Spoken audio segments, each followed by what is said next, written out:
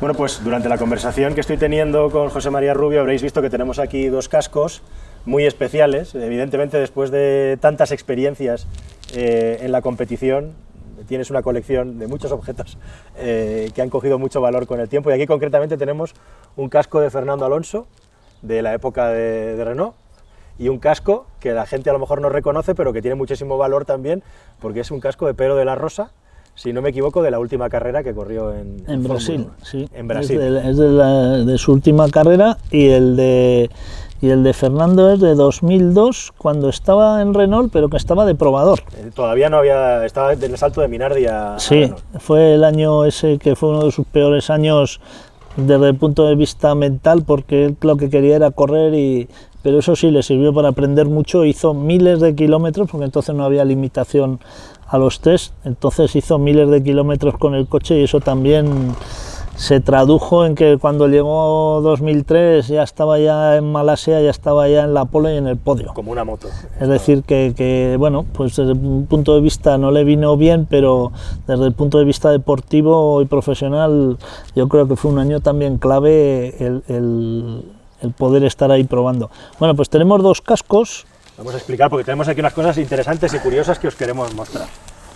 ¿Empezamos por el de Alonso? Sí, empezamos por el de Fernando, que no lleva Hans, así como este lleva aquí tenemos el enganche para el Hans. Y aquí podéis ver que este casco todavía no lo tenía. El de Fernando todavía no lo tenía. Me llama mucho la atención que los dos llevan aquí sí, este detalle la aerodinámica sí que es... Por cierto, por supuesto, los dos firmados. No, este no sé sí, si está firmado. Sí, también tiene... Bueno. Con su pequeño alerón.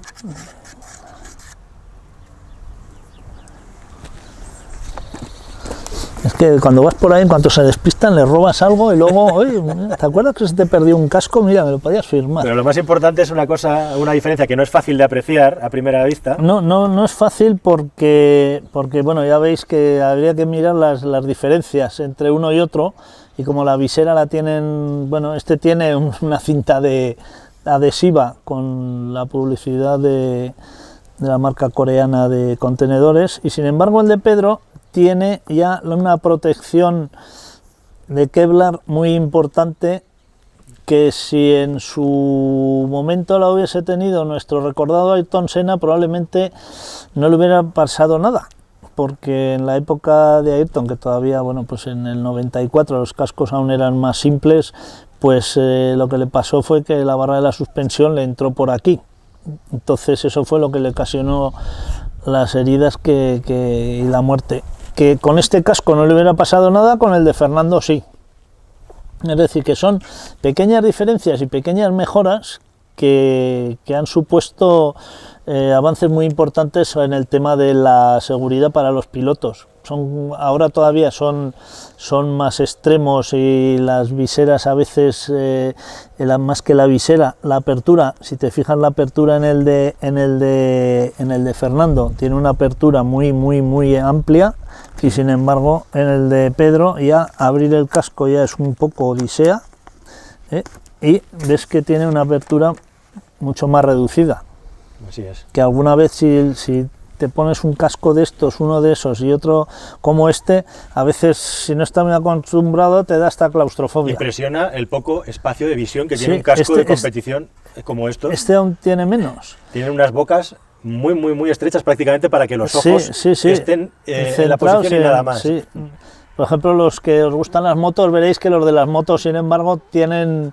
Claro, el motociclista tiene que mover la cabeza suya, juega un papel importante a la hora de moverse en la moto, de ver dónde están, que no lleva espejos, de ver dónde están los rivales, y en el coche es como que solamente te tienes que centrar en el frente y el resto no importa. Muy interesante. Por cierto, ¿estabas en Italia cuando sí, el accidente de Senna? Sí, estaba en Imola, estaba cuando el accidente, y oí el ruido del golpe, el ruido del accidente. ¿Estabas cerca? Sí, estaba, pues no sé, como unos 300-400 metros antes, porque la estructura del circuito antes, bueno, pues antes de llegar a Tamburello estaba la torre para los fotógrafos de final de recta, y bueno, pues allá hacías la foto típica que vienen todos agrupados, y no es como ahora que tienen una chicane donde la zona del Tamburello, y entonces pues nada, yo estaba allá, y la última foto que hice de Ayrton pasando delante mía, pues iba delante de Michael, y pasar y oír un estruendo, pero un estruendo, fue como una explosión, el golpe que se dio contra el muro. Lo que pasa que en Imola en aquella época era prácticamente imposible ir hasta, el único que fue Angelo Orsi, que en aquella época un italiano que trabajaba para Autosprint, que era de allá de Bolonia. Es decir, es como si aquí vas al Jarama, ¿no? Pues ya te sabes todos los trucos por dónde ir y por dónde no ir. Pues en Imola luego tenías el río que pasaba al lado, que no era un sitio fácil, y en aquella época Angelo se movía en bicicleta por allá, es decir, que bueno, pues...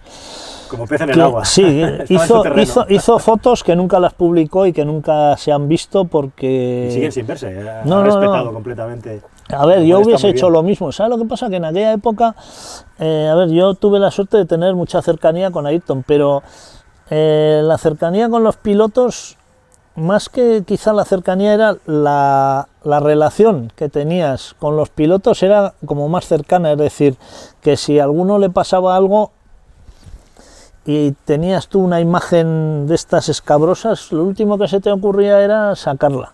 Yo, por ejemplo, el viernes de aquel fin de semana hice una foto de Barrichello que estaba volando con el coche en la chicane de abajo, en la variante Bassa de Imola, y cuando lo vi, cuando se quedó ya el coche parado porque volcó, y cuando el coche se quedó boca abajo, el coche de Rubens, cuando lo pusieron sobre el chasis de nuevo, ya no tenía ni ruedas ni nada, cuando lo pusieron, Barrichello se le cayó la cabeza hacia la izquierda, y yo también tenía muy buena y mucha relación con él, y la sigo manteniendo, y cuando le vi así, de verdad me asusté porque pensé que era... Dije, adiós, se ha muerto porque se le cayó la cabeza a un lado. Y en esas circunstancias lo último que se me ocurría era a ver qué pasaba, cómo estaban las fotos, porque en aquella época pues la foto la tenían en la diapositiva y luego había que ver a ver cómo había quedado aquello. Todo analógico. Entonces, pero lo último que se me ocurrió fue no sé, el valor que podían tener las fotos. Ni lo pensé, y cuando ya supe que Rubens no tenía nada más que unos rasguños en el brazo derecho, que era el que se le salió del coche, del habitáculo, que antes eran mucho más abiertos, y que no tenía más que eso, y que ya estaba en el paddock y tal, dije, bueno, vamos a revelar las fotos aquí, y bueno, pues un compañero italiano las reveló y las fotos estaban espectaculares y muy bien, pero lo que decías tú, si hubiese fallecido, esas fotos yo tampoco ni las hubiese sacado. Que entonces era más fácil porque guardabas el rollo en el bolsillo y ya está. Ahora la sacas, que se la mandas a un amigo para que la vea, y en 10 minutos está la foto dando la vuelta al mundo. Está dando la vuelta al mundo, efectivamente. ¿Tuviste relación con Senna? Sí. Cuéntanos alguna historia, muchos años, coincidisteis mucho y en aquellos tiempos eran distintos, como dices, había una cercanía que hoy en día es impensable.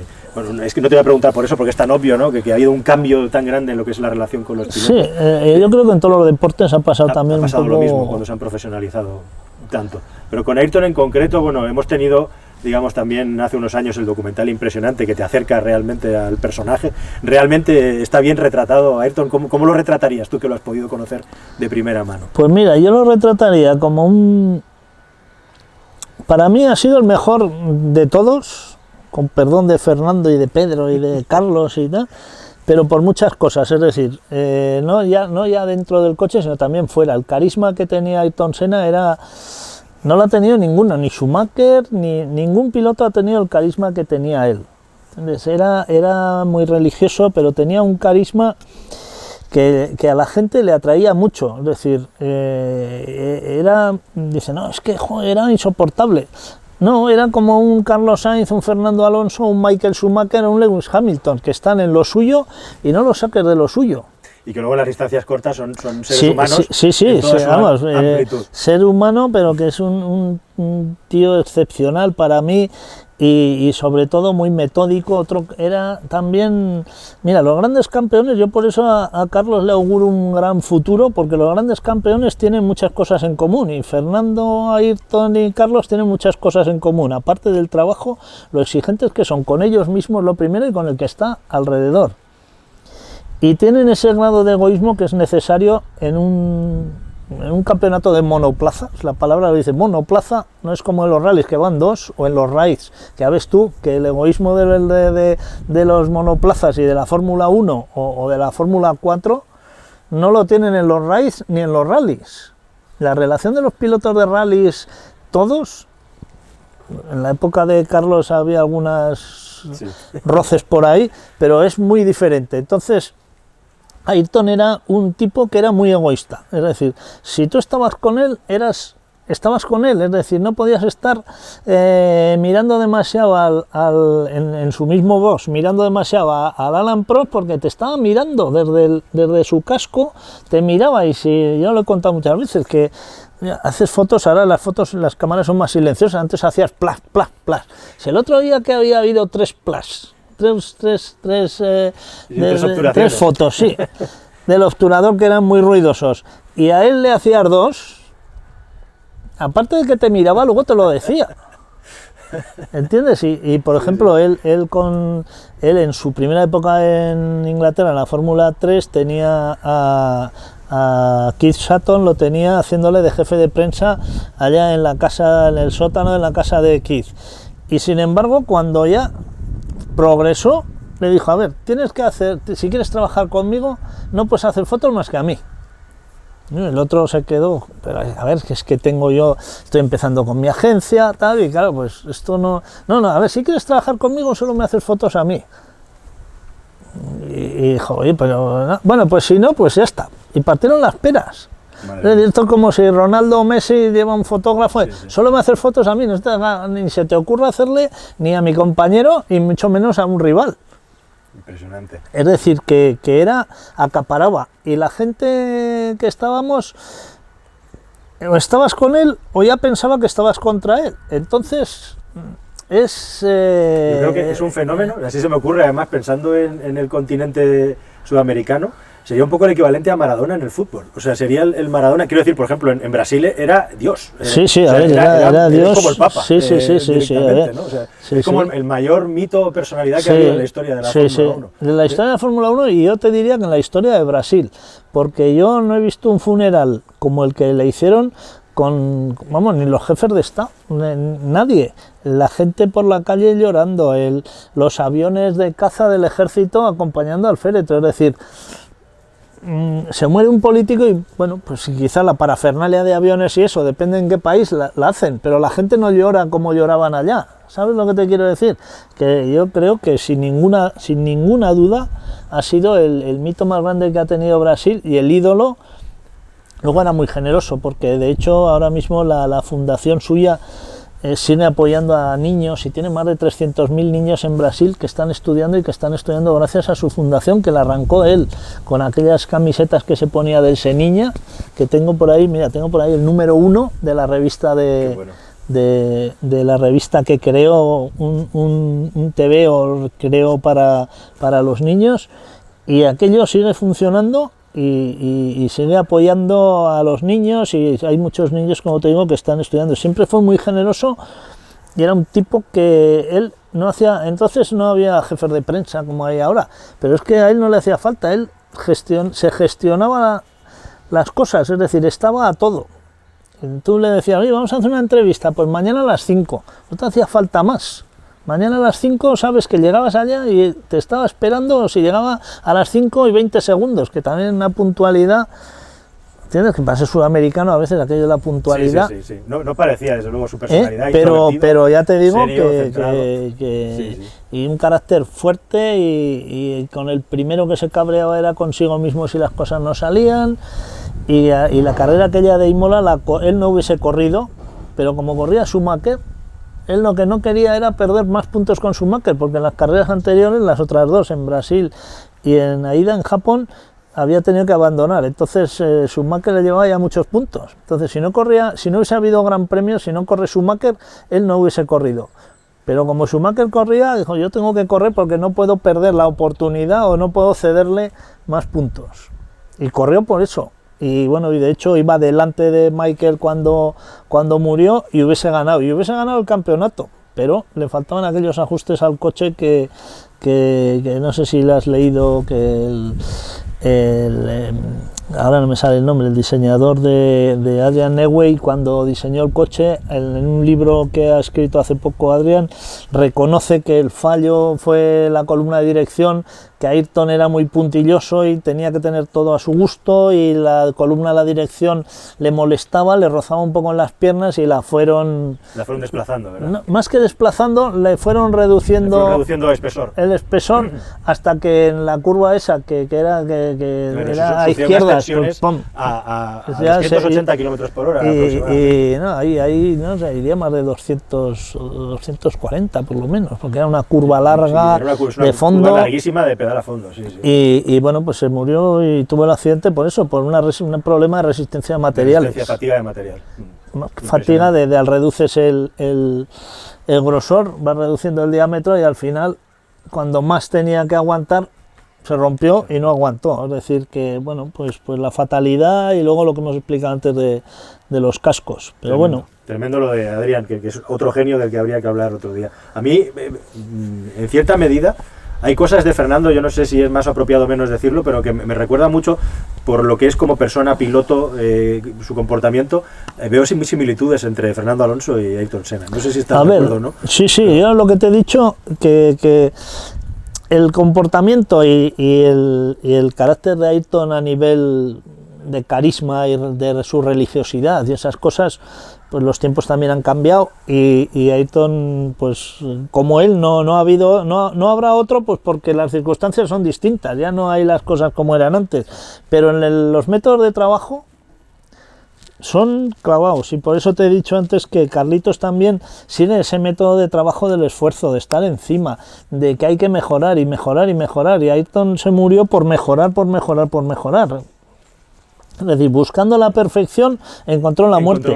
Y estos, buscando la perfección, uno ha logrado ser 2 veces campeón y 3 subcampeón, como Carlos Sainz padre fue también 2 veces campeón y varias subcampeón, y le han dado lo que decíamos antes, el reconocimiento al mejor piloto.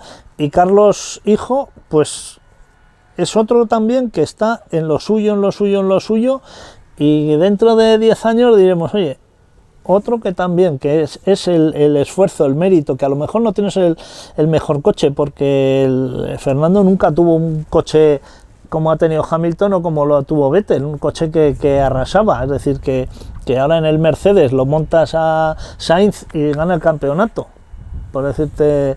Y en la época Fernando no tenía el mejor coche, y sin embargo fue el más inteligente, ganó el campeonato porque Kimi, bueno, pues Kimi es Kimi, y en aquella época con el McLaren pues lo fue rompiendo y tuvo muchos problemas en carreras que tenía ganadas pero que no logró terminar, pero también por su cabezonería, ¿sabes? Es decir, por su forma de ser. Y bueno, pero Fernando se ha caracterizado por sacar siempre lo mejor de cada coche. Si tenía un coche para hacer cuarto, hacía segundo, y si lo tenía para hacer segundo, ganaba. Si lo tenía para hacer noveno, hacía sexto. Pues eso también, quiero decirte que es el trabajo, es como Ayrton. Ayrton, la última carrera que ganó fue con el McLaren, y también le pincharon mucho para que ganara en Australia, porque así McLaren superaba a Ferrari en victorias. Y dijo, no os preocupéis que gano como sea, y no tenía el mejor coche, que eran los Williams, y sin embargo ganó. Es decir, que a veces el piloto se sobrepone sobre el coche, y bueno, ahora es más difícil. Ya te digo que ahora, pues si tienes un Mercedes, sabes que está delante, y si tienes, yo qué sé, si tienes un Alfa Romeo, pues estás por ahí más atrás. Pero bueno, ya te digo, yo creo que los tres se pueden comparar perfectamente, también por sus carreras, porque Carlos no lo ha tenido fácil en ningún sitio y ha salido airoso y triunfante de sus circunstancias. Y Ayrton también, cuando no tenía el mejor coche, también ganaba. Luego él lo que tuvo fue el peor compañero de equipo que podía tener, porque era un piloto que estaba a su altura, porque Hamilton no ha tenido un compañero a su altura, Vettel tampoco tuvo un compañero a su altura, y sin embargo Senna tuvo a Prost en los dos mejores coches que ganaron todas las carreras menos una en el 88, y sin embargo le pudo ganar a su compañero de equipo que había sido... Sí, pero quiero decirte que no es que tengo el mejor coche de arraso, digo, no, porque mi compañero está a mi altura y hay que ganarle. Y luego tenías a Mansell y a Piquet también. Quiero decirte que había un elenco de pilotos ahí que bueno, pues eso, que era más difícil las cosas de lo que las han tenido ahora los dos últimos campeones, Vettel y Hamilton. Desde luego. Bueno, si alguien todavía a estas alturas no conoce suficientemente bien la figura de Senna, yo recomiendo que veáis el documental o obras como esta, ¿no? Exactamente, el libro ese. Este libro en el que tienes algo que ver. En el que tengo algo que ver, y sobre todo en el libro se cuentan muchas, eso es Imola, se cuentan muchas cosas que la verdad que Juan Carlos Payo, el director de Autopista, estuvo pinchando, hay que hacer un libro para el 25 aniversario, hay que hacer un libro, mira, ahí hay una comparativa con Fernando. Sí, justamente lo que no ha sido a propósito, ha sido casualidad. ¿Entiendes? Y decía que hay que hacer el libro, que tú tienes muchas cosas, y lo escribí con un compañero brasileño, que es gracias a él es con el que tuve yo una relación estrecha con Ayrton, porque Lemir Martins... ¿Qué fotos? Ya había estado, él había empezado la Fórmula 1 con Fittipaldi. Entonces, quiero decirte que tenía ya un bagaje, y cuando pues llegó Ayrton, pues era muy amigo de su padre, y era un poco como si fuera un hijo suyo. Entonces, pues ahí viajábamos juntos, Isabel, mi mujer, que también hacía en aquella época el periódico El Mundo, la Fórmula 1, pues también venía a las carreras, y hacíamos como una pequeña familia, y bueno, pues los brasileños y nosotros pues íbamos juntos a hoteles, a muchos sitios. Aquí tienes ahí a Balestre, sí, que en una de las imágenes que tienes por ahí, luego está, bueno, el ojo que tenía, el ojo izquierdo más pequeño, que cuando estaba en mucha tensión se tenía el ojo izquierdo más pequeño que el derecho, por un problema que tuvo ya cuando estaba en Inglaterra en la Fórmula 3, tuvo un problema y Mira qué par. Sí, ves, una foto que los puse para hacer la foto. En aquella época, ¿sabes lo que pasa? Que ahora yo hubiese tenido una foto en medio.